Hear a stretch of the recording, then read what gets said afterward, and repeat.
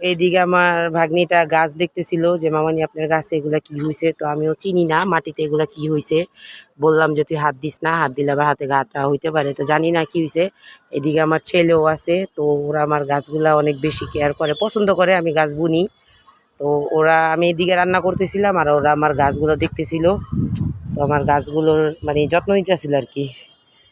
তো এইদিকে দেখেন গাছগুলোও কিন্তু দেখতে অনেক সুন্দর লাগতেছে। কিছুদিন আগে আমরা মেয়েগুলো পায়রা ফেলাইছি গাছ থেকে। আর এইদিকে কিন্তু অনেক করমজা হয়েছে গাছে, প্রচণ্ড করমজা হয়েছে গাছে। এই যে আমার ছেলে করমজা দেখাইতেছে, মাশাআল্লাহ দেখতে কত সুন্দর লাগতেছে করমজাগুলা। এই যে আর একটু বড় হইলে খাওয়া যাইব। আর এইদিকে কিন্তু অনেক করমজা হয়েছে, এই যে করমজা, এই যে প্রচুর করমজা হয়েছে গাছে, মাশাআল্লাহ। তো আমার গাছগুলা দেখলে আমার কাছে অনেক বেশি ভালো লাগে। আর আমি কোথায় দাঁড়ায় রয়েছি দেখেন, গাছ দেখতে এসে আমি একেবারে জীবনের রিস্ক নিয়ে কিনারে দাঁড়ায় রয়েছি।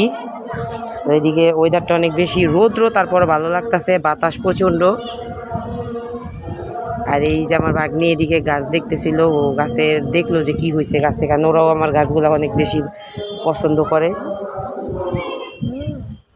চাপাবু বক্ত